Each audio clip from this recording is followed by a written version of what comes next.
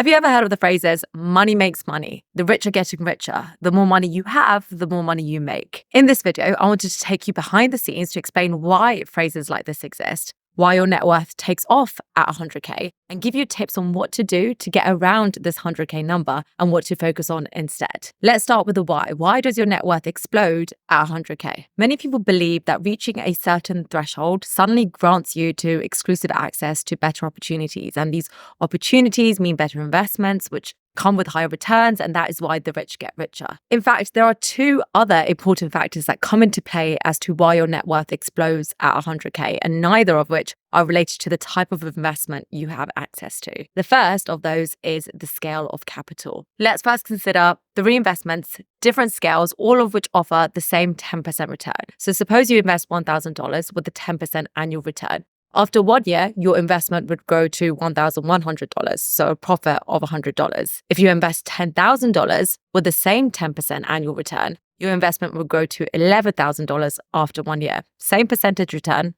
that same 10%, just a larger absolute number, so your profit is $1,000. And then looking at a $100,000 investment with the same 10% annual return would grow to $110,000, resulting in a profit of $10,000. The investment, the risks, the period are the same in all three cases, but the profits are significantly different. Scaling capital allows for higher returns on a larger amount of your money. And as you increase the size of your investment, the absolute return also increases proportionately, which ultimately means you grow your wealth at a faster rate. The second thing that people miss is what they call the eighth wonder of the world, and that is compound interest. Compound interest is, put simply, the interest you earn on your investments. So with compound interest, not only are you earning money on your original money or the principal balance, but you also earn money on the interest you've already made through that original investment. It's hard to explain this without using numbers. So let's say you save $1,000 every month with an 8%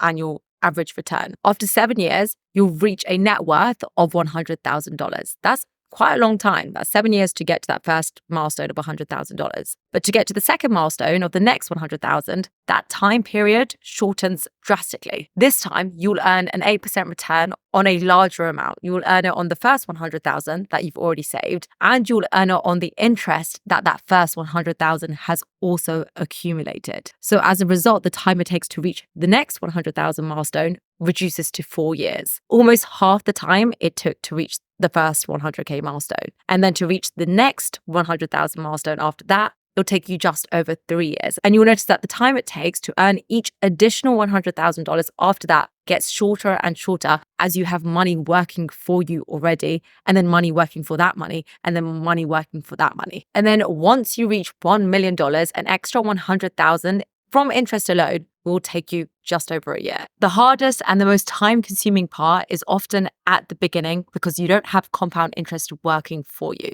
So you have to do a lot of that heavy lifting yourself. And that's also why a lot of financial content for people at the start of their journey is based around optimizing every penny, cutting out those oat milk lattes, not buying XYZ, is centered largely around deprivation, because at this point, every small financial win may feel really hard and like it's not moving the needle much. But it's those small wins that when you put together gets you to that first 100K. Once you reach that, every success then adds up pretty quickly. And the further into the wealth building process you go, the easier it gets. So keeping these two factors in mind, capital scale and compounding, what are some of the things you can do to make sure you're not left behind if you don't have that 100K saved up? The first is to increase the amount of time that you invest for. Let's say you're on a salary of $60,000 and you're investing 20% of that. That means you're investing $12,000 a year. After 23 years, at an 8% average return, you're going to have about $730,000. But if you invest for 4 more years after that, just 4 more years,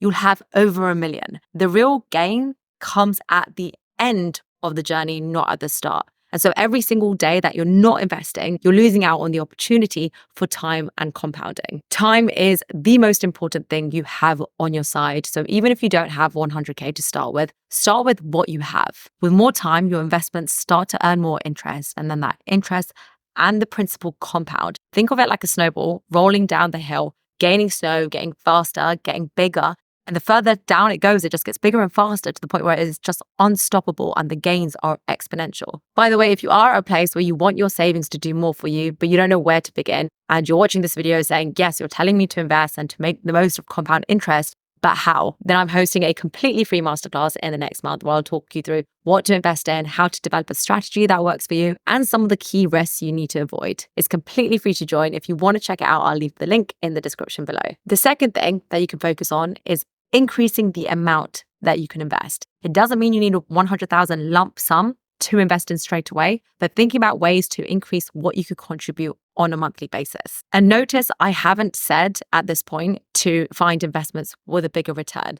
I've seen people obsessing over what they invest in, trying to get a 1% or a 2% increase per year in their investments, optimizing for the best fund, the best strategy, the best platform, which, yeah, sure, it does make a difference. But the thing that's really going to drive the results is just increasing the amount that you can invest. To illustrate this, if you're investing $200 a month for 30 years at 10%, you get just under $400,000. But if you get an extra 2% per year from your investments, you are left with just under 600,000, which, agreed, huge amount. But what about if instead of focusing on the stock market and trying to optimize for the best returns, which, let's be honest, is largely outside of your control, you focus on increasing the amount that you can earn day to day instead, and look at the stock market as just a way to multiply your wealth and a place to park your money that you generate in your day-to-day life. So maybe through negotiating your salary, investing together with your partner, earning more money through a side business. And let's say instead of getting that extra 2% return in the stock market,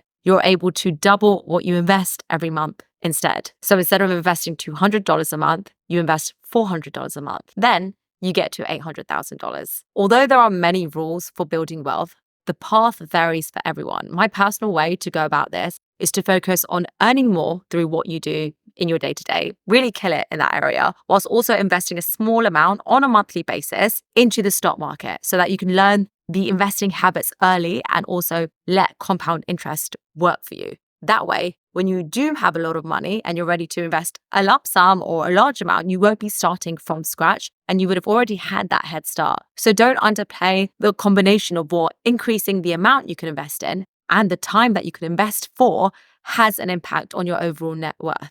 If you like this video, here's another 2 that you might enjoy: why so many high earners are broke and other high income skills that you can learn today. Thank you for watching and see you there.